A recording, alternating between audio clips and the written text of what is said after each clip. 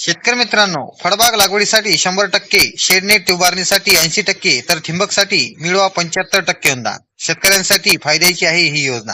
मित्रांनो, पोकरा योजनेतून फळबाग लागवडी करता 100%, तर शेडनेट उभारणीसाठी मिळेल 80% अनुदान.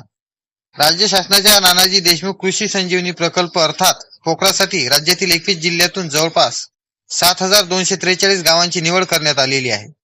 6 वर्षासाठी असलेल्या या प्रकल्पाच्या माध्यमातून फळबाग लागवडी करता 100%, शेडनेट उभारणीसाठी 80%, तर ठिबक सिंचनसाठी 75% अनुदान शेतकऱ्यांना मिळत आहे.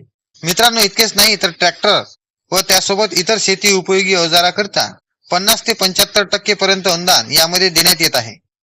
नानाजी देशमुख कृषी संजीवनी प्रकल्प हा जागतिक बँकेच्या अर्थसहाय्यावर अवलंबून असून जवळपास या बँकेकडून 6000 कोटी रुपयांचे अर्थसहाय्य मिळाले आहे व यावर हा प्रकल्प राज्यात राबविण्यात येत आहे.